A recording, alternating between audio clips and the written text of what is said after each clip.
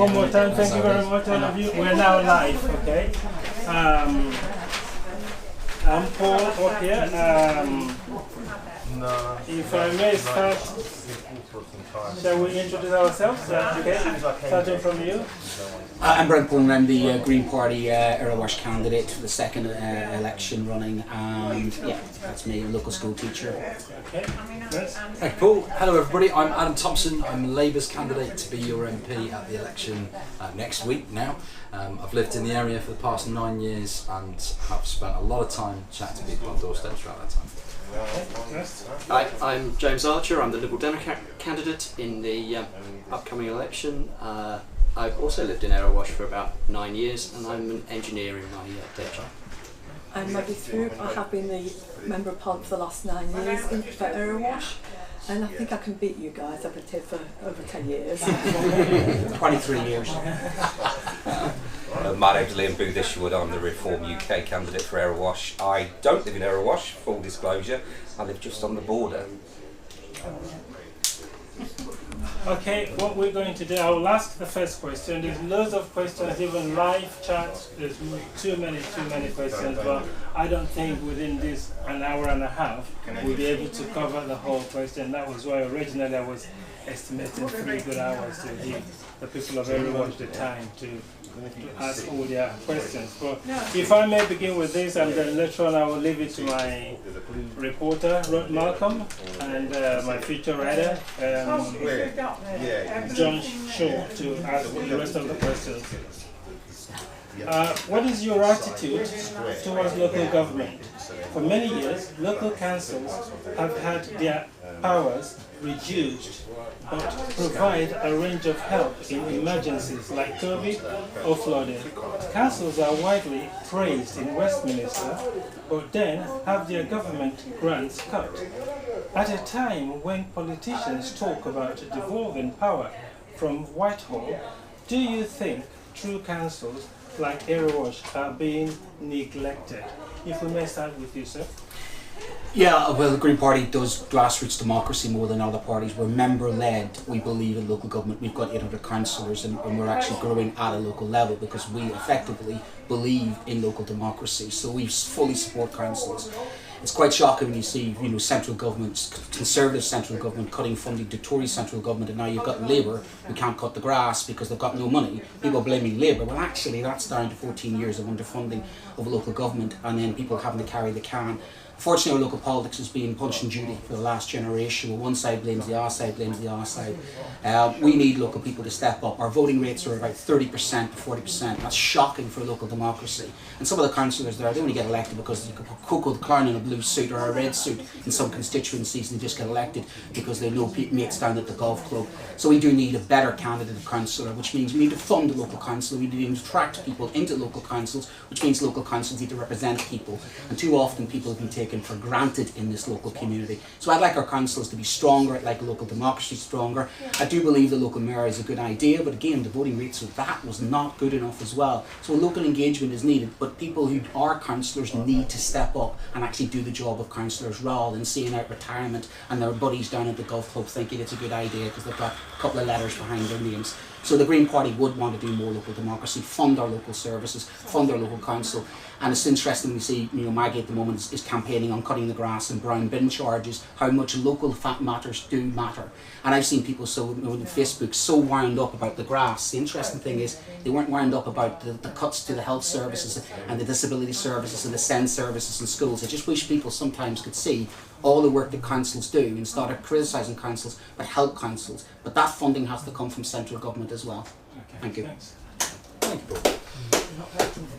Yes, so I think it's really important as well that we are funding local councils properly. I think Brent actually has touched on some really important points there. My understanding is that since 2010, when the Labour government last left control, the local council's funding from central government has dropped from somewhere in the region of £4 million to a tiny couple of £100,000 over the course of the last 14 years.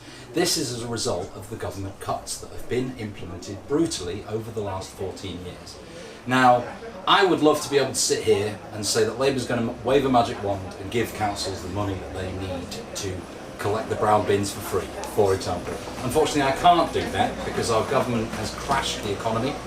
That said, Labour's predominant goal in this election is to sort out the national economy so that we can grow the economy and ultimately provide funding.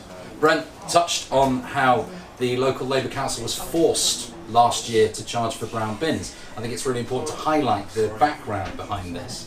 So when the Labour Council took control from the Conservatives this time last year, they were told, oh, hello, welcome to the council. You know, just so you're aware, there's been about a £1.4 million-ish shortfall in year funding. Now, at the moment, there's about £5 million in the reserves. Once you drop below about £3 million, that's when we legally have to declare bankruptcy.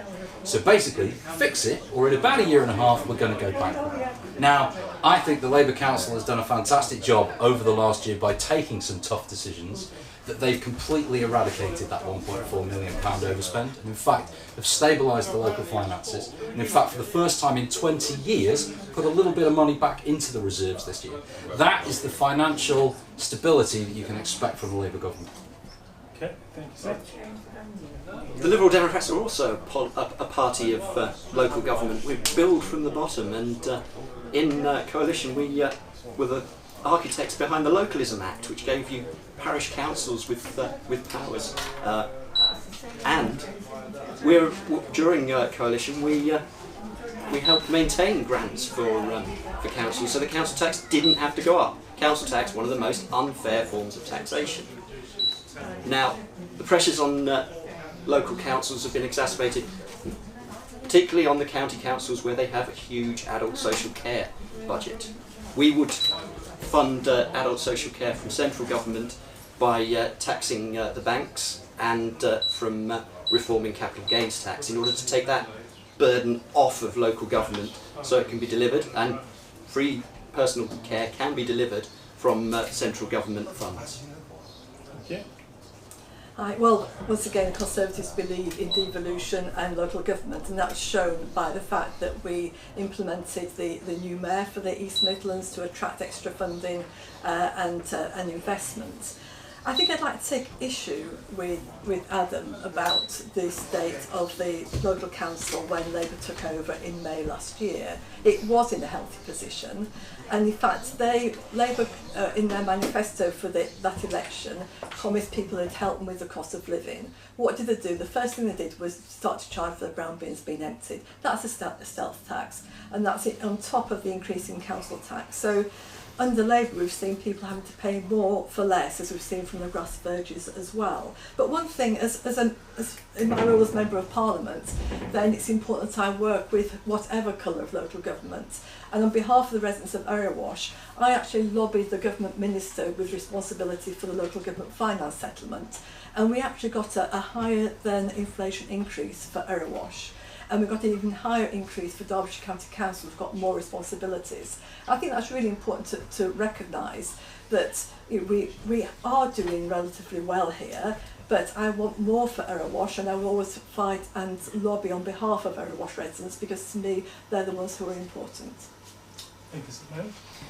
I don't think there's a circumstance where you can treat any sort of budgetary process, whether it be local or national government, in a way that you wouldn't treat your own personal finances. I think there has undoubtedly been some cuts from central government to the local government. I know Maggie's made a comment that she has gone away and attempted to get more funding. How much of that would have come from the Levelling Up Fund, how much of that would have come from a different MP lobbying for it, I don't know.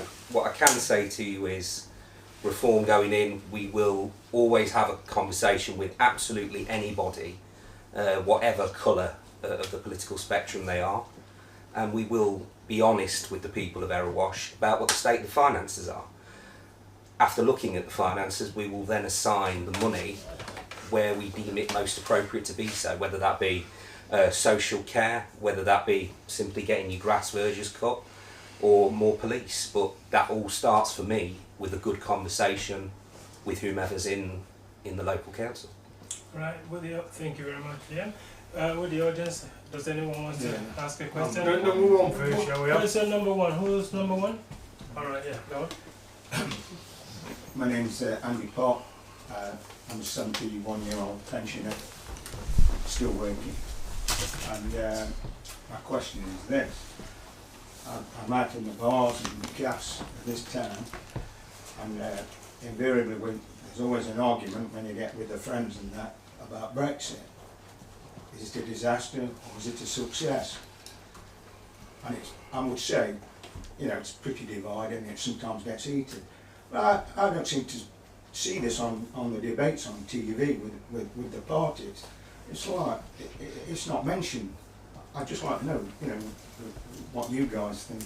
Is it a success or a disaster? Alright, shall we start from Liam then this time? Yeah, absolutely. I wouldn't say by any stretch of the imagination it's been a disaster. You take into account everything that's happened over the last sort of 2-3 years, and that inevitably is going to play a part in the effects that Brexit would have had, positively or negatively. I'll leave that for you to decide. But for me, it's not mentioned enough. We don't discuss it enough, and we haven't Brexited properly. There's still more we can do. There's still more conversations that we could have, and there's funding that hasn't been tapped into. The Conservatives have gone away and done trade deals internationally. Would they have happened anyway? I think so, if I'm honest. Sorry, you I used to work in import-export. Yeah. There's no country we didn't trade with when we was in the EU, not one. Exactly, and I think when you talk about, I think it's, for me, businesses and talking to business leaders, small, medium enterprises, it's the same story. It's red tape, paperwork. Look, I'm not going to sit here and say, I'm sure every single person on this panel will tell you, I can do it better, or we can do better than what currently is. What I can tell you is there's just quite simply got to be more we can do, and we need to go away and look at ways of cutting that red tape to make life easy for farmers, make it easy for people doing imports, exports, and just local businesses in general. It's got to be done better and it's got to be done easier. Thank you, Liam. Anyone else? Right, sorry. Sorry. Well, thank you for the question, Andy. And you probably remember that in the referendum in Erewash, it was 63% to come out of the EU. 53%, you say? 63%. And nationally, obviously, the vote was to come out, and we're a democracy. So whatever side of the argument we're on before that, then it's important that we implemented that democratic decision. Obviously, I think people thought that the day after we'd be able to come out, and it's not quite as straightforward as that. There has been a lot of negotiations, and as Liam said, you know, we've been able to secure a lot of new trade deals, which to me are really exciting, with countries worldwide. Going back before the EU was formed and going back many, many years, you know, we used to trade with many nations as part of the Commonwealth, and we're going back to that, which to me is really, really good. But I think we've got to remember it is a process, and it will take time to get through everything and to make sure that we do maximise that Brexit dividend, which there definitely is. And I think I think as Liam alluded to, that you know, we were going through the process. Remember, we got Brexit done early 2020, and then COVID struck, and a lot had to be put on hold, and then obviously various other things. But we've got it through Parliament, and now we're working through everything else. So I think probably the person in the street may not necessarily notice the difference because it is a process. But believe me, we're not beholden to the EU anymore. Okay, thank you. James? So, it has been a disaster for certain areas. Young people, students wanting to study abroad. There should have been a massive opportunity for farming. I remember Michael Gove standing up and saying we're going to have farming for the environment and some of the highest food standards anywhere in the world. It's not been realised. We haven't funded our farmers properly. It's a real missed opportunity of Brexit, getting out of the Common Agricultural Policy. We should have taken that forward, and it's been missed. Our farmers are now underfunded and struggling. It was a success for direct democracy. Whether you believe in direct democracy or not, people did vote to leave, and we have left. The Liberal Democrats would like to see us move a little bit back towards Europe, getting back into Erasmus. That's the programme that allows students to study abroad. and getting back into the single market eventually. But it's a slow process. We want to move that way because we think it has been a disaster. Thank you very much, James. Right. Sorry, thanks, Paul. Yeah, Yeah, thanks for your question, Andy. I really appreciate that. I think you're right. This is something that we need to talk about. And yeah, I make no secret at all of the fact that I campaigned pretty hard to remain in the EU. But when we lost, and this is something I agree with Maggie on, actually, not a lot of things that we agree on, but on this we do. The Remain side did lose, and it was the right thing to come out of the EU. And I don't think that the government has made the best that they could have done out of that process. You know, there were opportunities that were to be held by leaving the European Union, and I don't think that we've taken advantage of those. I think there's a lot of work to do. I would like to see, and the Labour Party more broadly would like to see, some of those relationships with the European Union rebuilt, working a little bit closer to deal with some of the immigration issues, for example, also to deal with some of the veterinary issues around the imports and exports of animals, etc. I think there's a lot of work to be done. Brexit is not done, no matter how many times that we say it is. This is a long process. I don't believe that we are fully extricated from where we were a few years ago, and there's an awful lot of work to be done. So yeah, thank you for raising it, Andy. I think it's really important. Thank you very much. The honest answer to your question is they're afraid to talk about it because they're afraid to admit their mistakes, and that is the greatest mistake of politicians, that they can't stand up and say they got it wrong and face the people. The fact is we were lied to, manipulated. This country has self-imposed itself, the only country in existence ever to take itself out of an economic union. We fought Napoleon so he would not isolate Britain. Britain fought 2 world wars not to have a Europe dominated by Germany. You've given up your God-given birthright be at the centre of Europe. Why? So that certain individuals can line their pockets. Putin is laughing at us. Well, his mate, guess who his mate is? He's laughing at us too, because it's made this country weaker. It's made this country weaker economically, it's made this country weaker when it comes to economic power, social power, and every single sphere of influence. It's made this country weaker. And that's why they don't want to talk about it, because they want to admit their mistakes, and that's classic politics. Now you can hear in my accent, I would say that Brexit caused me a deep-seated trauma. I grew up in the Troubles in Northern Ireland, and if any of these want to undo the Good Friday Agreement by touching the European Court of Human Rights, I'm going to warn you now. You will mess with the security of this country in order to satisfy the whims of a certain faction of a political party who's only in for their own gain. They would risk a peace process just to satisfy certain individuals who have walked away and taken the profits out of their tax havens, and they are laughing at us. Because Brexit has done nothing for the ordinary people of this country. They were made false promises, and that's democracy. Democracy means you change your mind. Democracy means you negotiate, you talk, you listen to. We were given a simple binary choice. That's not democracy. That's a form of dictatorship. We should get back around the table. We should negotiate with our European partners. We should be back discussing with them because we need them. What is the point in we hear all about the security of the European people? Churchill himself would be turning in his grave. He was one of the architects of the European Union because we needed that to stop Russia. So he now wouldn't be standing with the likes of Farage. He'd be standing with the likes of the people saying, let's have closer European integration because we work better when we work with other people.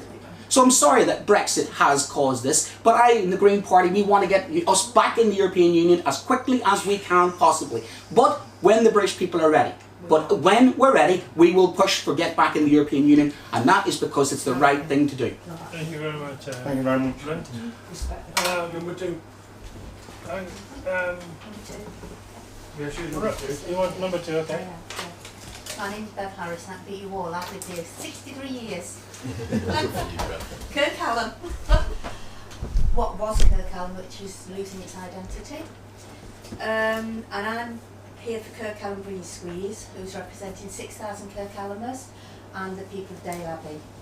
And my question will follow my explanation, which is, the recently completed flawed core strategy review looks set to possibly improve destruction of Kirk Hallam's precious biodiverse green belt with an the over 75% of all Erewash's housing allocation to be dumped in and around Ilkeston.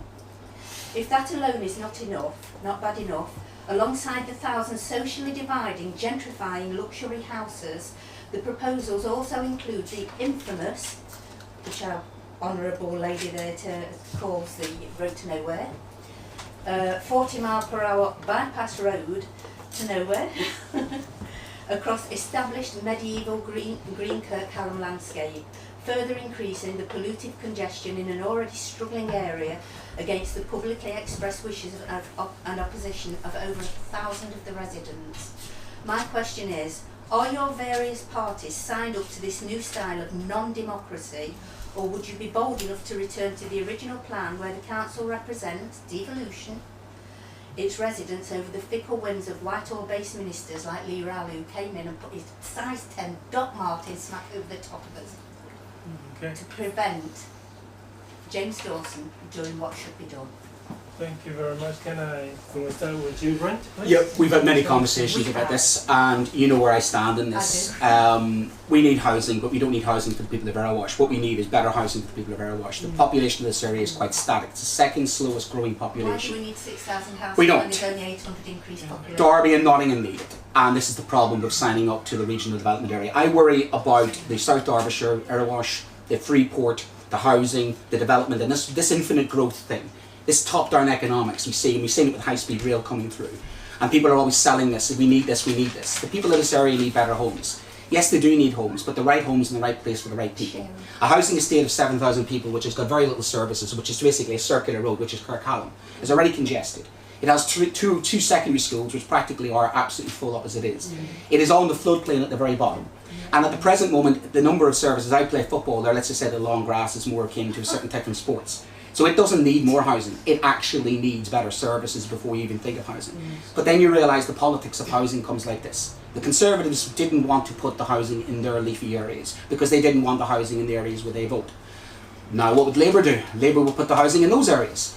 What will the Conservatives do? They'll put the housing in Spondon Wood, where they know that it's politically expedient. We're playing sort of a housing bingo game of where do you stick the housing. What we at the Green Party would do is just simply spread the housing across the whole of the borough, where everybody takes their fair share.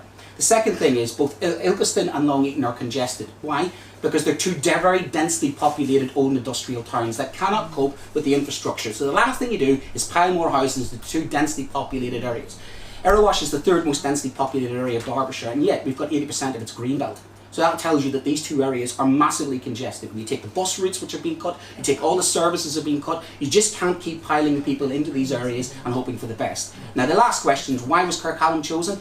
Unfortunately, because the people of Kirkhallam didn't wake up to the reality of what was happening until it was too late. They were sold down the political expediency line, and I suppose people didn't realise that people like yourself don't have the cultural capital. Well, they got it wrong.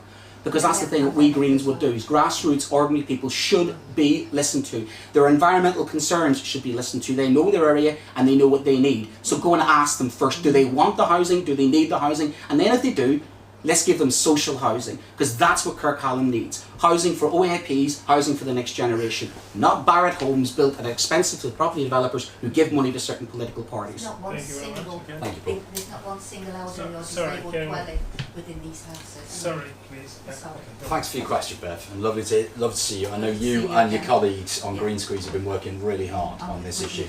And you know, you alluded to this in the question. Labour stood on a manifesto this time last year, a local manifesto saying that they wanted to redo the core strategy. We felt that the local core strategy wasn't fair.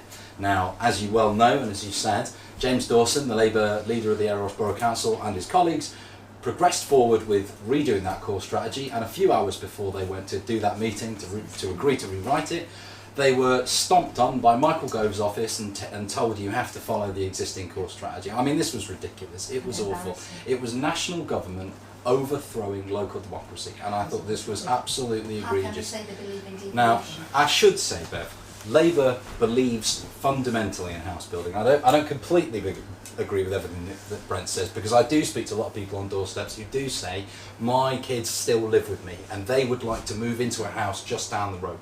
But those houses don't exist. We do believe that we need to build houses. But we believe that as you build houses, absolutely, yeah. As we build houses, we've got to ensure that the infrastructure exists. It's not just roads to nowhere, it's schools, it's hospitals, it's dentists, it's shops. And Labour will re-legislate to make sure that the planning laws allow us to build not just the homes that we need, but also the infrastructure that surround those homes. What about the Greenbelt? Can I just ask, what about the Greenbelt? Yeah. There are pockets of Greenbelt that we keep hearing that you're going to be building on all the Greenbelt, but then I have spoken with James who said it's going to be more the grey areas. So our national policy on this, Bev, will be brownfield first. Now, we all know there's actually not that much brownfield in Erewash. There's a little bit, but not much, but it's brownfield first. And then we talk about the grey belt, which is the part of the green belt, which technically is green belt, but is actually sort of old car parks and things. So the importance is that we prioritise the sites that are most appropriate first, and then move down the list. In smaller pockets, obviously. Excuse me, can I just, because there's so many I'm questions sorry, yeah. there are loads of them on the live chat at the moment that I don't even think we can get through all of it. So James, please. Hi Beth, I don't think we've met before. I haven't met you before. No, I was equally outraged that the council were overruled from central government. It's not the way to do things. Liberal Democrats believe in getting the consent from local people as to where to build, and we do build lots of houses in our councils we control in the south and east of the country. We build lots of houses. We build them where people want them, where their children want to move to. Our commitment, if we get it into government, would be to build 150,000 social houses, part of 380,000 houses a year that we want to build by the end of the Parliament. Social houses that people need, and build them where local authorities want to put them. This isn't happening at the moment because the developers have control. They don't want to build on brownfield sites because it's expensive to remediate the land, and by giving local authorities that money to build social homes, you get rid of that because the local authorities are building, not the developers. So that's what we'd like to do. Thank you very much. Maggie? Good to see you again, Bev. Good to see you again, Maggie. I got involved in politics, campaigning to stop building on Greenbelt. It was an 8-year campaign, and I stuck with it, and we stopped that development. So it's sort of like in my blood not to build on Greenbelt. It really is. I wish you'd been a bit more behind us. And as you know, I opposed the initial plans from the local council, whether it was at Kirkhallam or Cotton Woods. To me, it was wrong. First of all, to build so many houses in 2 locations in the north of the borough rather than spreading them across the whole of the borough. The second is to use green belt. And to me, it should always be brownfield first, and also be creative. We have got empty properties that could be converted into nice apartments and really good living accommodation in our towns to keep our towns alive as well. I think since the core strategy was put together, quite a lot of MPs were finding the same thing, that Greenbelt was being used as an easy option rather than actually as the very, very, very last resort. So when the legislation was going through just a few months ago as part of the Levelling Up Bill, we laid amendments to actually to change the way that it originally was top down, and we got it so it was bottom up, so it was really looking at the needs of the local community. So why did Mr. Riley And do what he did? that came into legislation after the core strategy went through. Now, you mentioned obviously the change in administration. I did inform the new administration at the council that they could talk to the planning inspectorate and see if they could negotiate some parts of the core strategy to see if they could make amendments. Not the whole lot, not pull the whole lot, but parts of it. Because to me that's a way forward. And I think obviously moving forward, then the new legislation will definitely help prevent what is in place here, and that is why I was very keen to support those amendments. So we had quite a number of amendments, and I think we got them all through apart from one, all to do with housing in appropriate locations. Not one of these allocations are in the former major constituencies. The former Tory constituencies are not having a house. They're not having as much as a glamping pod, never mind a house. Well, I don't know about that. I mean, this is obviously a Conservative area at the moment, and hopefully it will continue as such. But yeah, and as you say, you've already quoted my quote about the road. It's like Shallon's Way. You queue to get on it, you queue to get off it. And to me, it's bad planning, it's the wrong location for houses. We should be making sure that our town centres are vibrant, that we use all our brownfield sites, and really look at what we need for our population, and not take quotas from elsewhere. And I'll fight all the way to stop the loss of green belt, whether it's Kirkhallam or Cotton Woods. I'm with you on that. So you disagree with the government's decision? I said all along, I was against the core strategy from the very beginning. I sent letters to the leader of the council and to the chief executive of the council, because to me we needed to make sure that we use brownfield first, and that'll be always my policy. And that's why I was very willing to put my name to the amendments to the legislation which we got through. I can't say more than that. But Yeah, thank you very much, Maggie, Maggie. your voting record is you've always voted with your government. It is your government strategy. I think the fact And that your I put, council- the fact I put my name to amendments that says I don't always vote, we actually negotiate with the government to get legislation amended to make sure it's right for our communities. But and you that's didn't the right, rebel, Maggie. and that's the right. I didn't need to rebel. We actually got our amendments through that we wanted.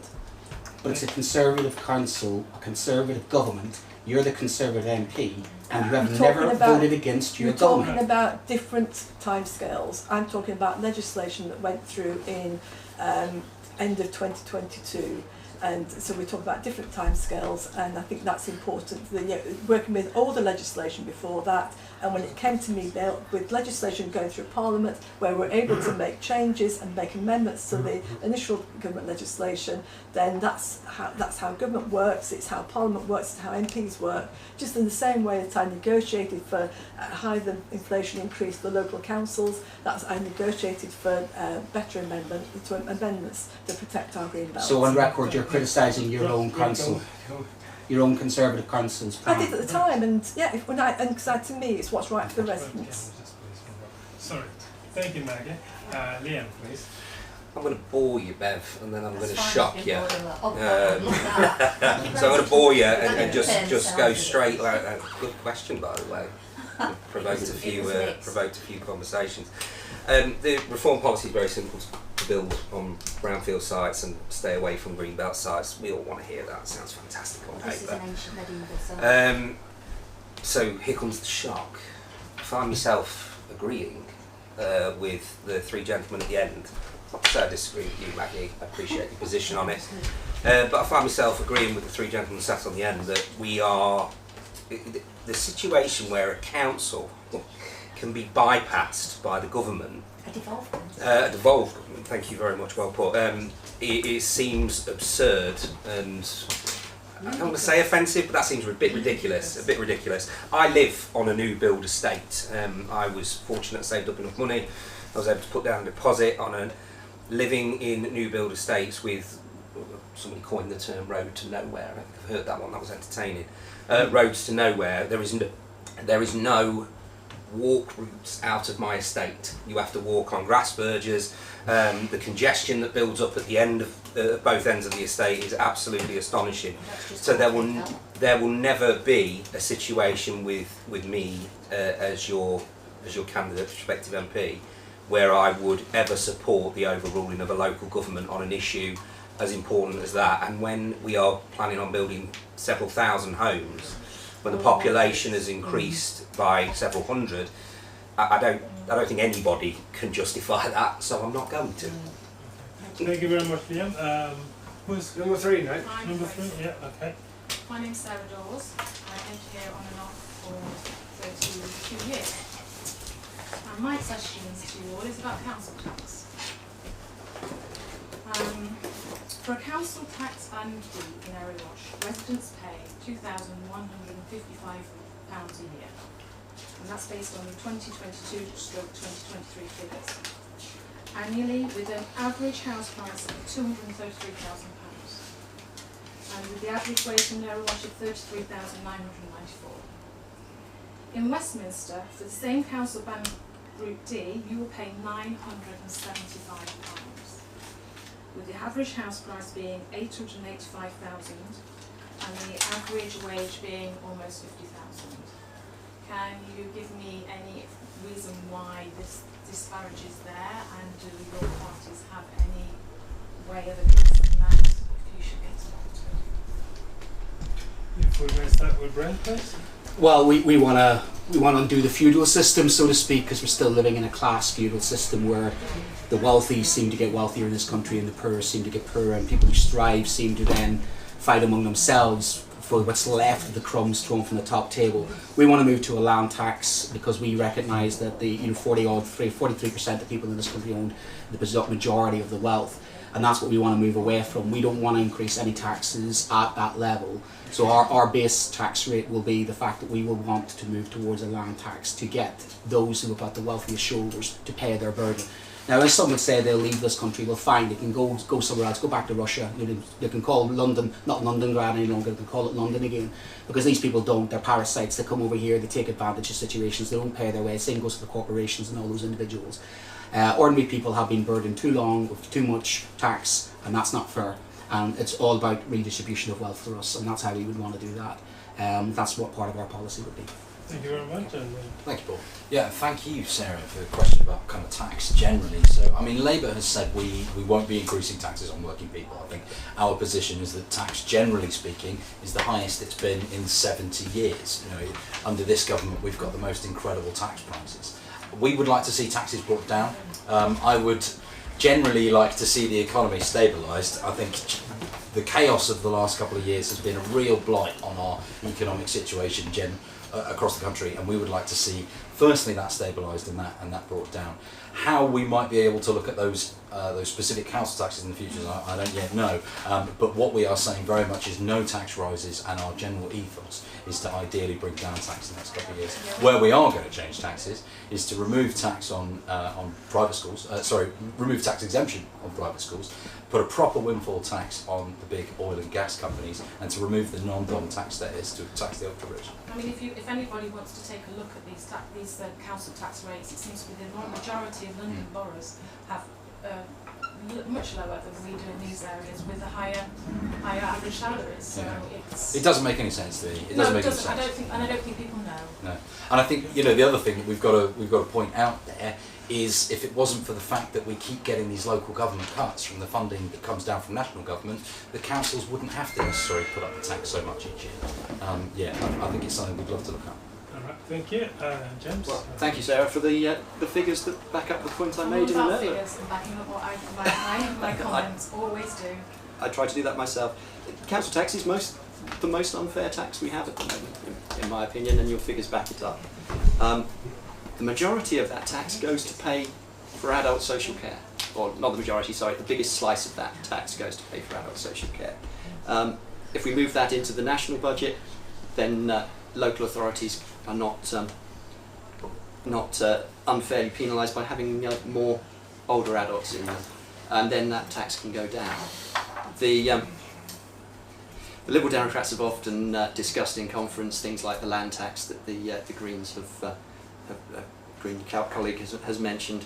We're not going to go that far this time, but we want to make council tax fairer, and the social care, bringing that into national control is the way that we would do it. Thank you very much, James. Maggie? Yeah, thanks, Sarah. You do make a very good point, and it's something that I've sort of looked at and struggled with. I think it's quite historical, and how it's got that variation. I really don't know, so I can't answer your question directly. But I think what I would say, and sort of James alluded to it a bit, that if you look at the council tax for what we pay in Erewash, the majority of it is to go to the county, which pays for roads, education, social care, although there's a precept for social care as well, but there's still social care elsewhere. So it's a smaller part actually for Erewash, which is the bins. The grass verges aren't being cut, so we're really getting value for money for what we pay for Erewash is another matter. But I would think, and I can understand your concern about the anomaly. I would be concerned about any changes in council tax without really good investigation of what will be fair for everybody. And what I do fear, and I'm just to let the cat out of the bag when he said that they would look at it in the future, that Labour would actually look at the council tax. I think there'd be more bands, so more people, but I would think overall be paying more.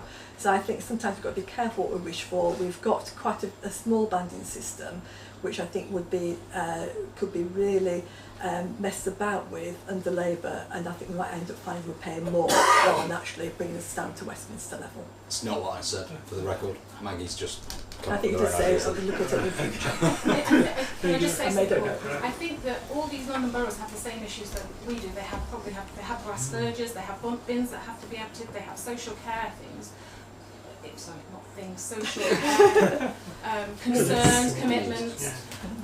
But it just, you know, me being me, I'm thinking, well, it's London. And you know, where all the money does seem to be going down to London rather than we seem to take the burden. I mean, Broxtowe pays even more than we do. Yeah. And they still have roads to maintain. London has roads to maintain. So. And yet, when you look at educational funding, our children are the 4th worst. We get about £6,000 a year, where Camden gets £11,500 a year. And Camden's also one of the lowest paying. So their children get more money per capita, better schools, and yet our children who need that more, because you reverse that. Absolutely. So your wages to your house cost ratio is what you're really talking about. Yes, absolutely. The wages and the property values. Because when I originally did the stats on this, it was over 1.2 million, but it's gone down to. Only there was a proper levelling up programme to do something about that. Okay, thank you very much. Thank you, Manny. Thank you, Sarah. Liam, please. It seems every time you turn around there's a tax, you've got to pay a tax. I remember turning 21, moving out of my mum and dad's house and discovering the delights of council tax. I didn't know the differentiation between the London boroughs and our own was so high. I don't think anybody can, maybe the MPs in those London boroughs are doing a better job, or to touch on the point made at the end, maybe the levelling up isn't working the way it should be. It's unbelievable that differentiation. That was something I didn't know, so I've considered this an education. For me, it's a very, very simple process to start with. Council tax, nobody minds paying into a pot. We all get it, we pay into the same pot, but we want good services for it. We're looking around and I don't think anybody can reasonably justify that we're paying more, but that we're getting more. We're definitely getting less, or at least it feels that way. And for me, we can't attack every angle for tax. There's just too bloody many. But let's start with what we can do, and that's going to make the biggest impact, and that's take people out of those tax thresholds that have been frozen by the Conservative government. So 20,000, if I may, I don't interrupt people. No, hold on a minute, I don't interrupt people. Let me finish and then it's all you, Maggie, I promise. Let's start with the basic and what we can do is the best. And let's take people out of that tax threshold that's been frozen for how many years now? So you'll start paying tax with a Reform government at £20,000, which on average, give or take, is about £1.5 grand saving. Now, that's not a lot of money to the really rich people, but that's a lot of money to me. That's a lot of money to a lot of people. So that's just something basic that we can do. But at the same time, there's got to be a conversation had, whether it be a Labour-controlled council or a Conservative-controlled council. There's got to be a conversation had where we can save some money. If this was run as a business, it would have been shut down a long, long time ago. Sorry, Maggie, over to you. Just come on the level of the tax threshold levels. £20,000 will bankrupt the country to begin with. Secondly, in 2010, the threshold was just over £6,000, and we've doubled it in the time.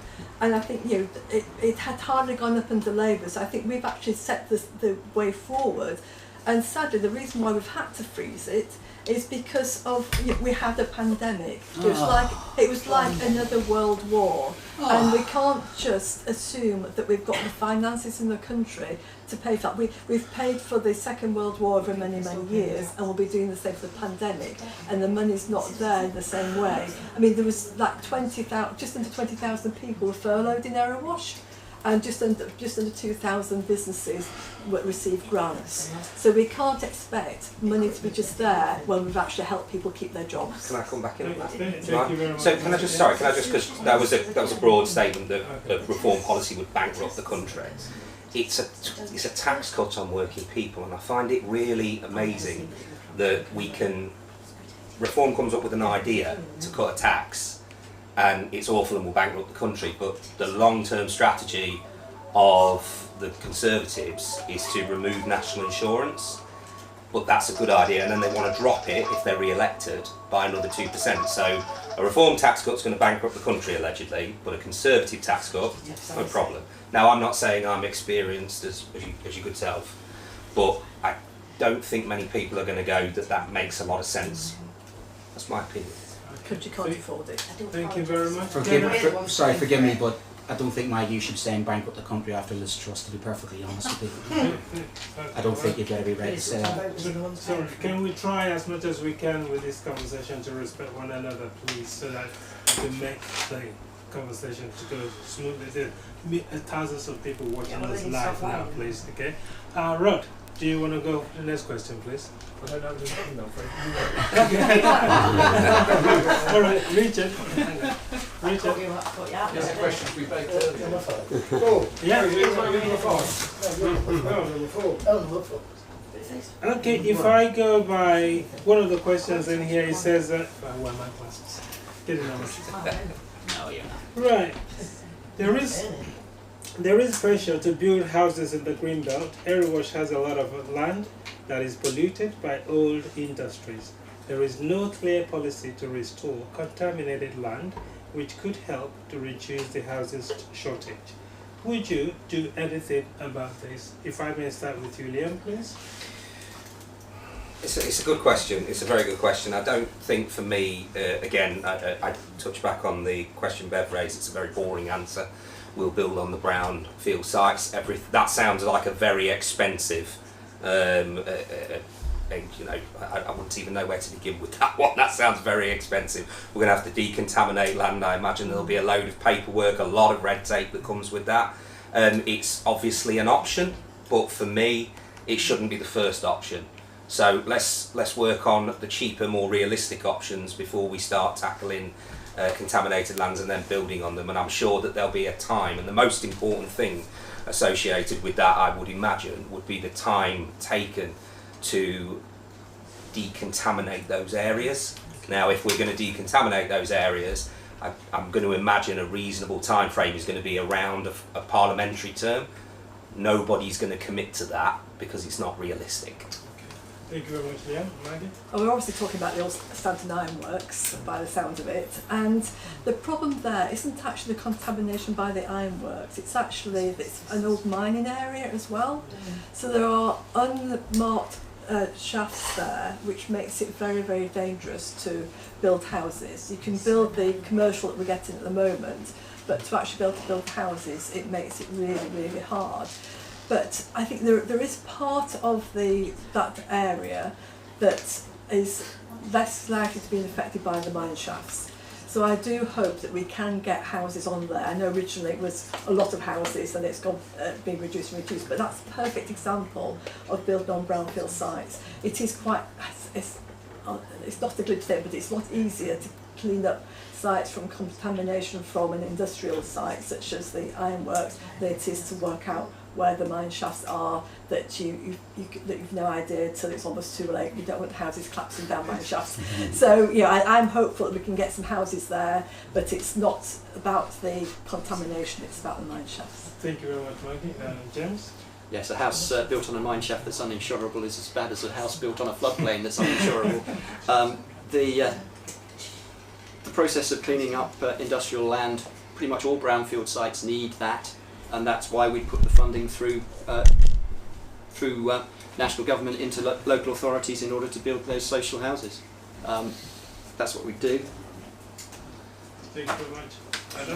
Yeah, thanks, Paul. I mean, I've already talked about Labour's strategy generally. It's brownfield first, then grey belt, then onwards from there. I think it's also important to say here that we also need that industrial building as well. And we've had a massive hit to our manufacturing base. My background, I didn't say this at the start, I'm a manufacturing engineer. I work at Nottingham University and spent 9 years as a researcher and last year teaching apprentices. And I'd like to see much more kind of support for our manufacturing base in the UK. And these kind of brownfield sites that are maybe contaminated, there's a lot of scope there, and especially the old Stanton site, we have got some heavy industry expansion, and I think there's a lot of scope there for improving that industrial manufacturing base. It's also important, and I said this earlier, I'm really keen on seeing the infrastructure around those things. So, you know, I read this actually in Maggie's leaflet, and I'm completely on the same page here. A new junction at the M1 would be a fantastic addition to the local area to deal with the HGV traffic issues that we've got through Ilkeston, through Sandy Acre. There's also a disused rail spur. I'd love to see that brought back in. You know, it's not just about building homes. We've got to support our local industry as well, and I think those kind of sites might be really good for.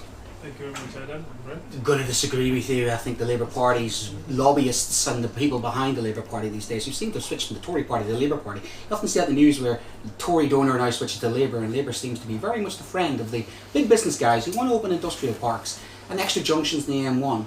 Well, here's the thing with the extra junction in the M1, that'll open the land to developers, so that's exactly what it is. It's unlocking land.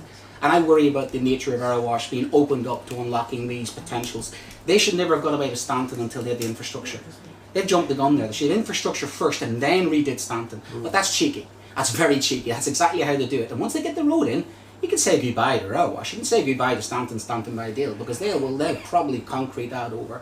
And that's happening from South Derbyshire. It's happening in Northwest Leicestershire. I went down to Segro the other day. Saw exactly what they're doing around the airport. Get used to it, because that Freeport is coming, and they're just going to literally put themselves somewhere and say, we're part of the inland Freeport, you've got no rights. And we're sleepwalking into that, and our councils know that, our MP knows that.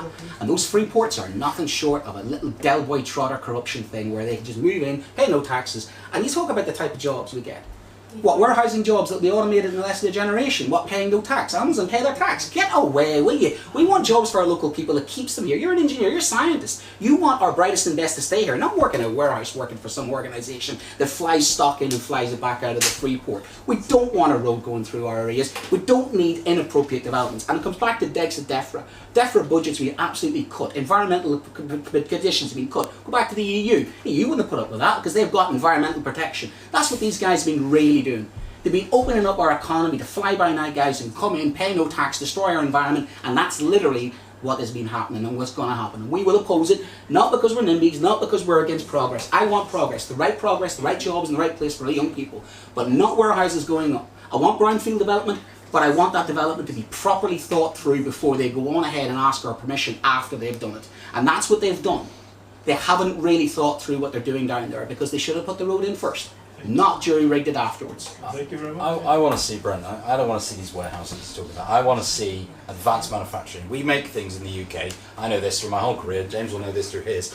We make things in the UK that no one else on the planet can make. That's our great strength in this country. I want to see advanced manufacturing in Arawash. I want to see our industry boosted.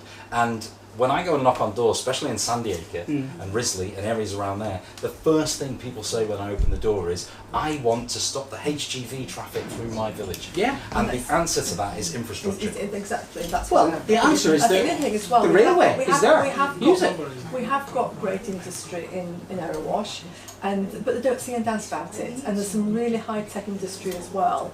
But so often it's actually come out of historic industry, out of the lace trade and various other things. So I think we should be very proud that we are a manufacturing area. Thank you very much, Maggie. Go ahead. Hi, Ian Dawes from Larklands. We've had the house over 30 years here. I just want to say that at the moment people's trust in politicians has been eroded to a point that I have never experienced before. People are very disillusioned with the main parties. People are disillusioned with promises that are broken. What are your party going to do to rebuild everybody's trust? I mean, it's a standing joke that our politicians, they're all corrupt and don't tell the truth. But that's not fair on us. No. What is your party going to do to address that? Thank you very much. Shall we start with Liam, please? It's incredible to see, and I feel terrible bringing up what's happened with the Conservatives, because I do feel you're getting a bad rap, and I know you're not part of the gambling that's been going off. But trust in politics is an all-time low. It's hard to see how it can be restored by one main party or the other. I think this, for me, becomes more of a local issue, where you look at the people sat in front of you and you go, right, I might not identify with one or two of their policies, but I like what they had to say. when it comes to me, I've listened over the last 5-6 years to the BBC, GB News, all these other political broadcasters about how we need to get new people into politics with different ideas. Somebody who's got a bit more of a conviction behind them, somebody who's not tainted by something from the past. And I'm sure if you dig up anything on anybody, if you go back far enough, you'll find that. But when we're talking about trust in politics going forward, I listened to those people, I heard what they had to say, and I thought, you know what? That sounds like a bit of me. That sounds like something I could do. I don't come, or I'd like to think I don't come with any strings attached, and I don't come with any sleaze. I don't come with any alternative agenda. If you talk to me, I will tell you what I think. You might disagree with it, but I'll tell you, and then we can go away from it. I think the summarisation of the point I'm trying to make here is politics has become very toxic, and I think what we need to learn how to do again, without sounding too condescending, forgive me, is learn how to disagree with one another without being disagreeable. So that's how I'm going to start. Let's see the impact it has. Okay, thank you very much. Yeah, Maggie, please. Thank you. Yes, I've heard those comments, we're all corrupt, we're all liars. And I actually say, I'm not corrupt, I'm not a liar. I don't think I've ever lied in my life, not even when I was a kid, to get some extra sweets or anything. So I would say, judge me on my track record. I've said that I will always fight for the people of Erewash, and that's what I've done. I've brought huge amounts of investment into the area, and I would, if I was fortunate enough to be re-elected and have that honour, I would continue to bring funding into the area and fight for what's really important. I think the other thing is, well, one thing that people don't see about members of parliament and councillors is the amount of work we do behind the scenes that we never sing and dance about. Over the last parliament, I've actually helped, sometimes it's more than once, I will say this, but I've recorded almost 25,000 pieces of casework.